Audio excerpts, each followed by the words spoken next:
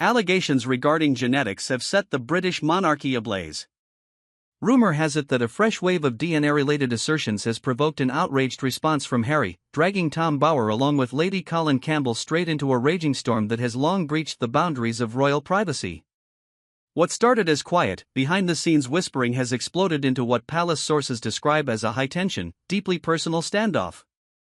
It begs the question, who uttered these words first, what was actually said, and why did the pushback happen with such sudden, fiery intensity? Why is this boiling over right now, of all times, and in this exact manner? Join us as we pull back the curtain on the intensifying conflict surrounding Harry, Tom Bower, and Lady Colin Campbell, the two prominent figures driving this entire national conversation. Before we dissect the actual claims, we must examine the credibility of the person delivering them, because in the court of public opinion, the messenger defines the weight of the message. Tom Bower did not launch his career writing about royal dynamics. He spent decades establishing himself as one of the United Kingdom's most relentless and rigorous investigative biographers. Meghan is a master of controlling her own narrative, someone who had integrated into the royal household but simply could not comprehend its inner workings. Bower, conversely, spent his career exposing powerful media giants, high-profile politicians, and corporate titans, individuals with unlimited wealth and massive motivation to crush any uncomfortable truth. His investigative strategy has remained unchanged across every single book: go directly to the eyewitnesses. He pieces together the narrative from the inside out, letting verifiable testimony do the heavy lifting rather than relying on empty assertions. He never stands on the outside peering through a locked window, he speaks to the very people who sat at the table when the doors were shut. This meticulous methodology is exactly why his publication, Betrayal, carried such devastating weight when it debuted in March 2026. Within mere days of hitting the shelves, it shot straight to the #1 spot on the Sunday Times bestseller list.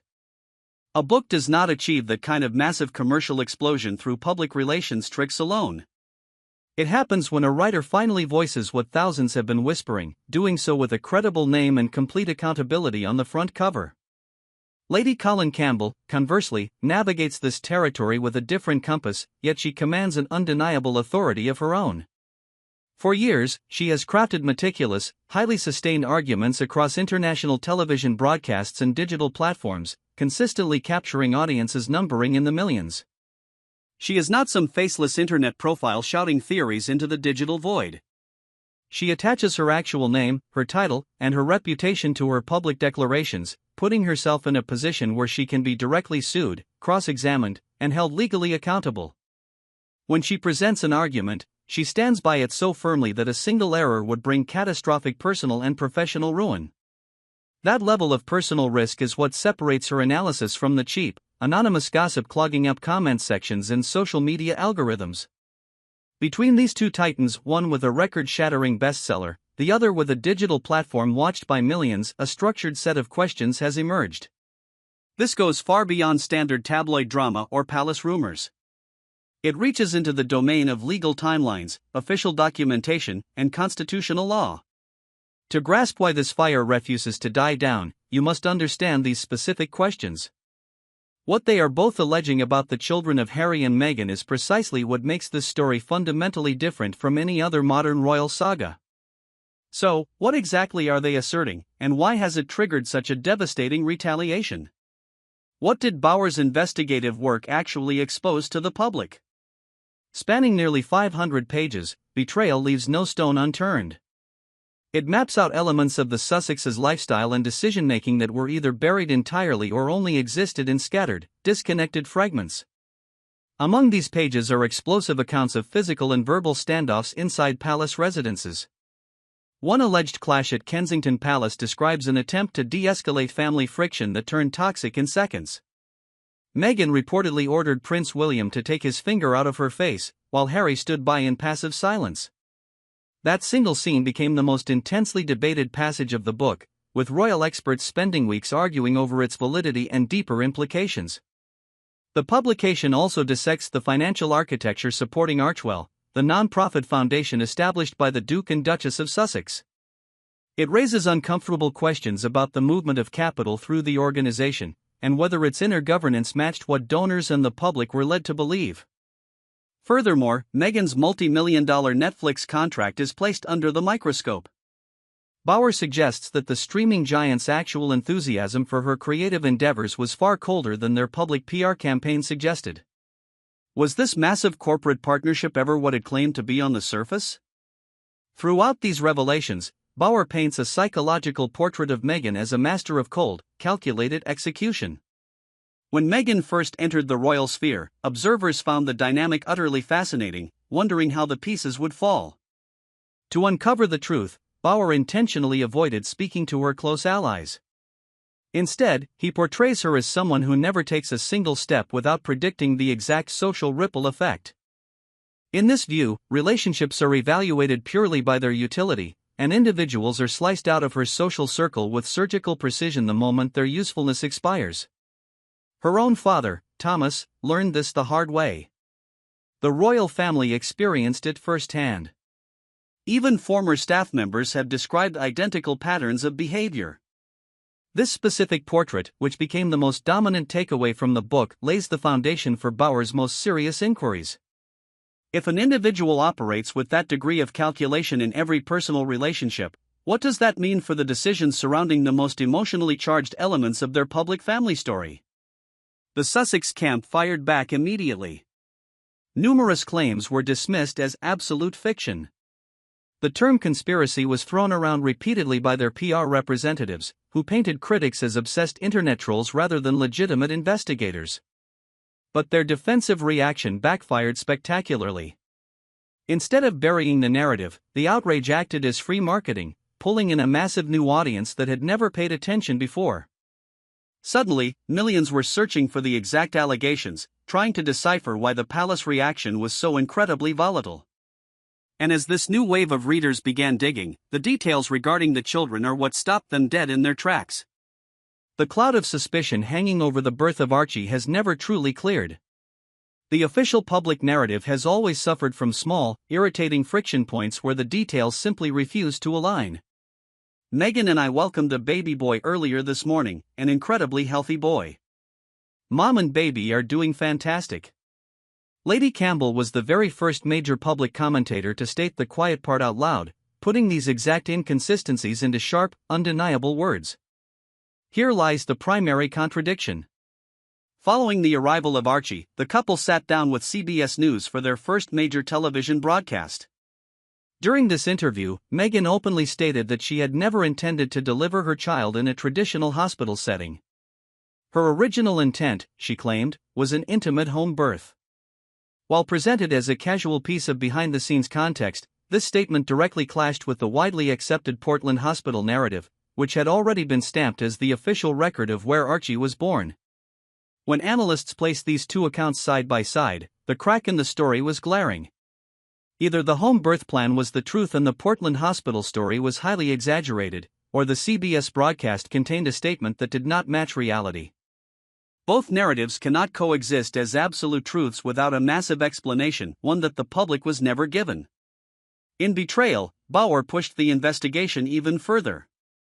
He raised hard questions about whether May 6 is the genuine birth date, and whether the official timeline presented to the press matches the actual documented records.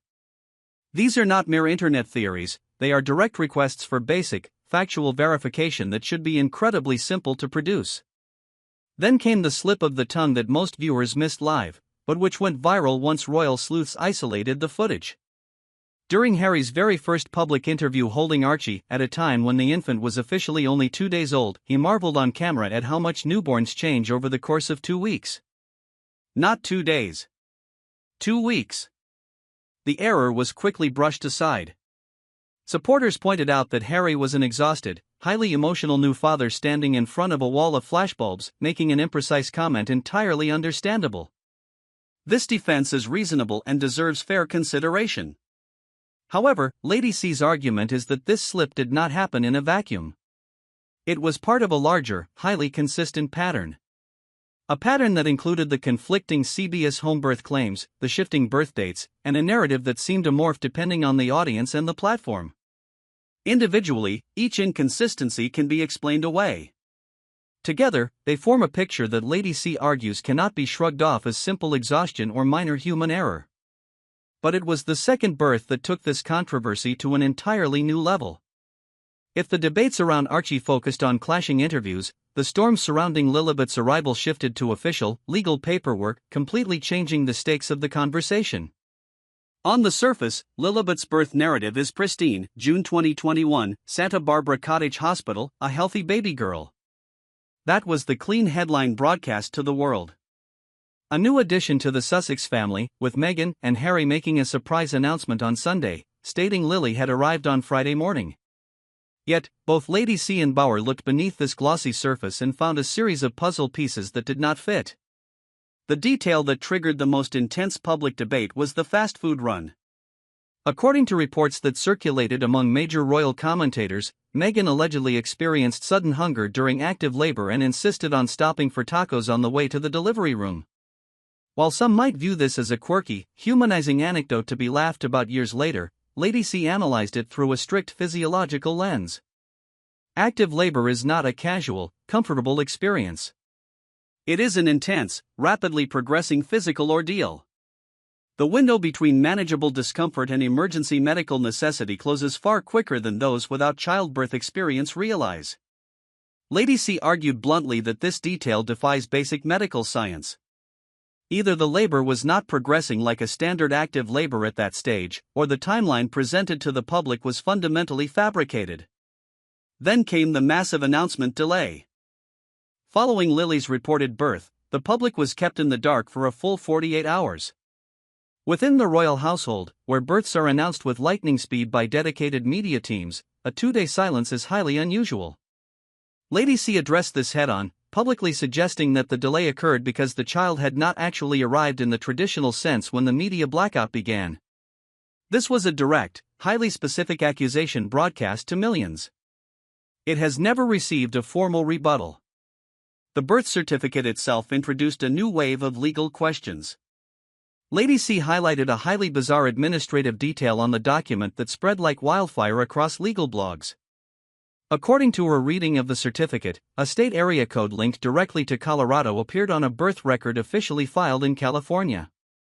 California and Colorado operate under completely different administrative systems. This is not a minor typing error. If Lady C's reading is accurate, it raises immediate questions about where the child was actually delivered and under what legal parameters the paperwork was submitted. Despite the massive online debate, no representative for the Sussexes has ever issued a clear, documented correction to settle the matter. Perhaps the most quiet, yet deeply unsettling detail, occurred at the end of that exact month. The medical doctor officially listed as the delivering physician for Lilibet abruptly shut down her entire medical practice. No public statement was issued. No explanation was given to her patient base.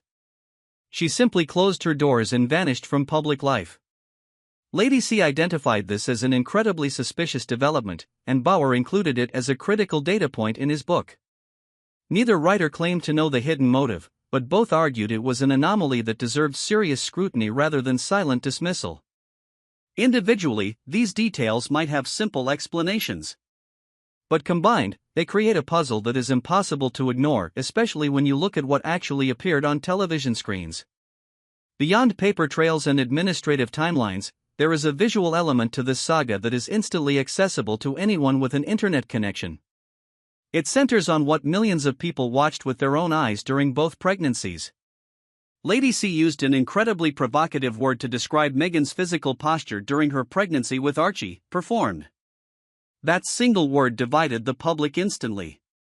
Allies of the Duchess called the remark vicious and deeply misogynistic, arguing that no woman should have her pregnant body policed in such a manner.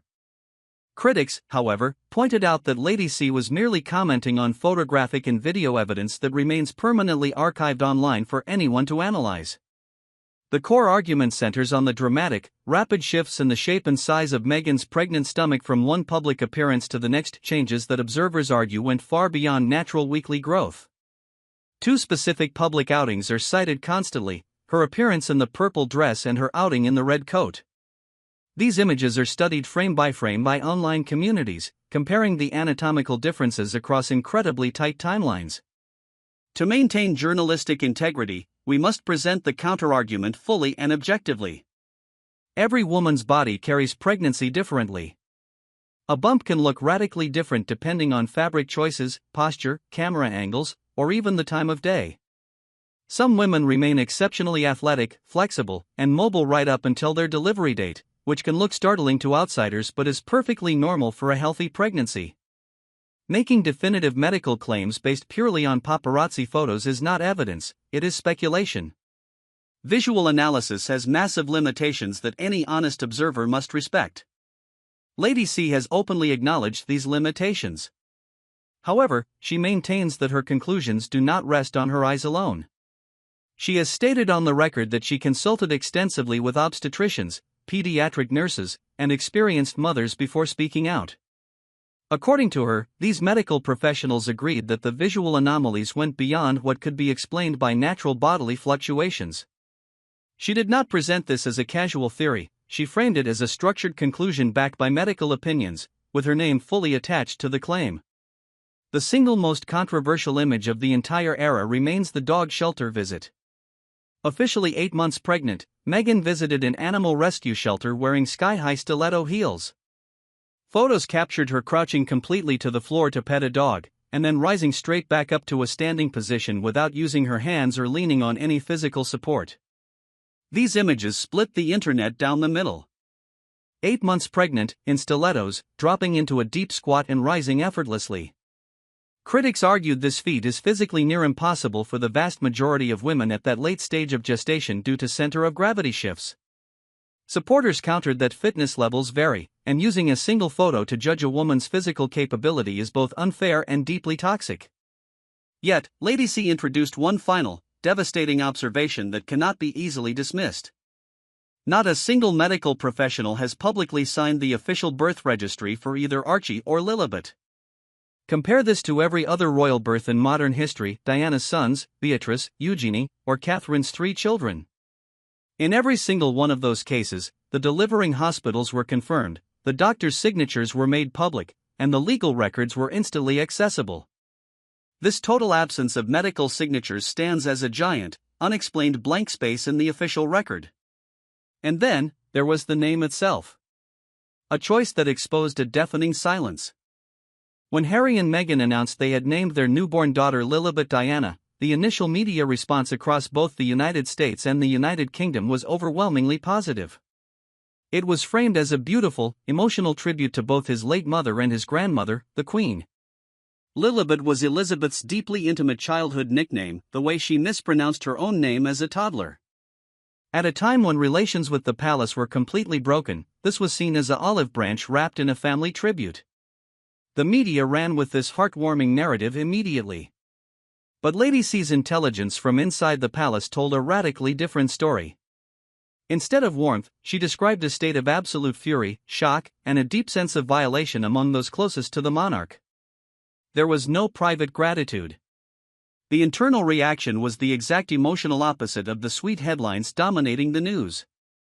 The reason, as Lady C explained, was the sacredly private nature of that nickname. Lilibet was never a public title. The Queen never used it in any official capacity. It was an intensely personal name, used almost exclusively by her late husband, Prince Philip, across their 7 decades of marriage.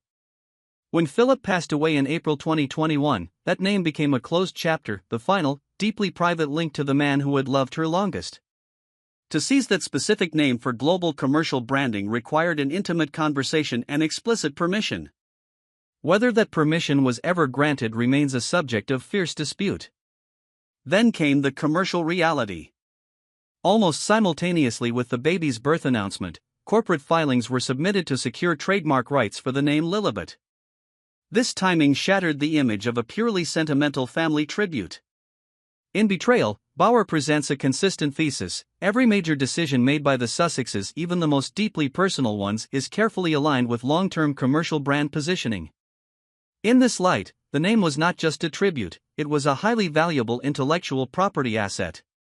But the most telling signal did not come from a commentator, it came directly from the royal family itself.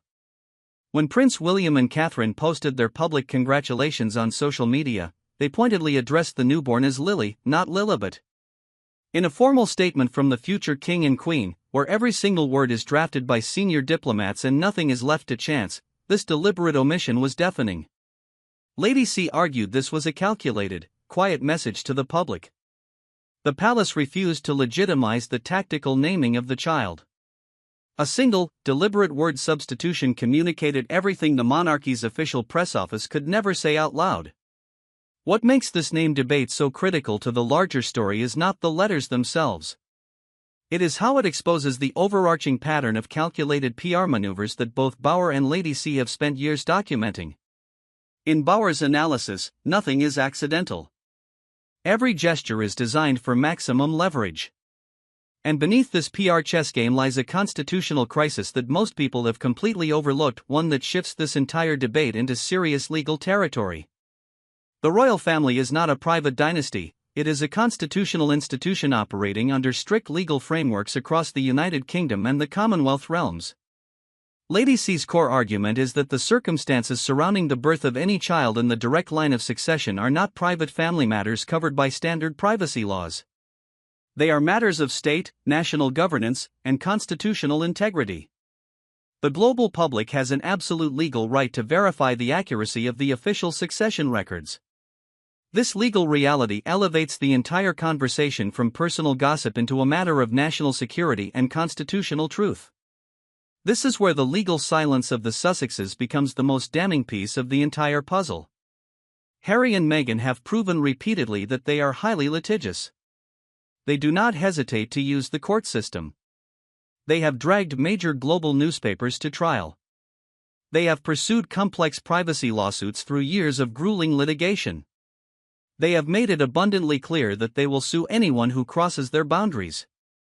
Which makes their absolute silence toward Tom Bauer and Lady Colin Campbell completely inexplicable. These two authors have published claims that strike directly at the legitimacy and parentage of their children.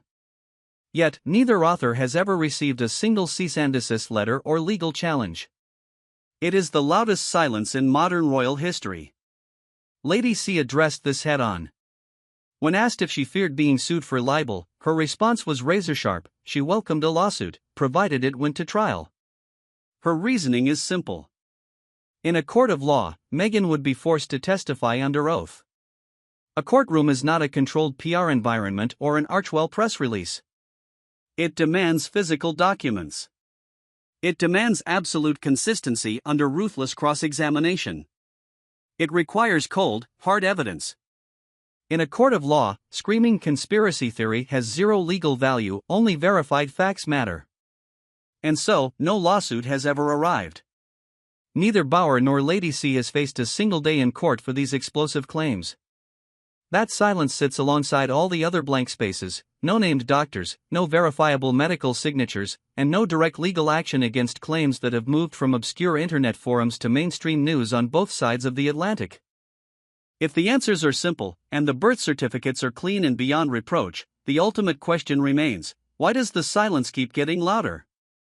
Every best-selling book, every viral broadcast, and every unfiled lawsuit adds another layer of mystery to a narrative that the couple has, for reasons of their own, chosen never to clarify.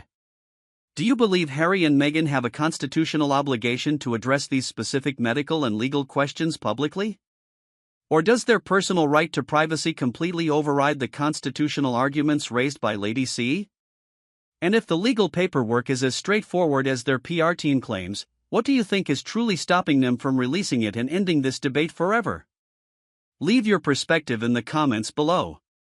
Make sure to like this video, share it with others, and subscribe to the channel for more deep dives. Don't forget to click the next video on your screen right now, you won't want to miss it.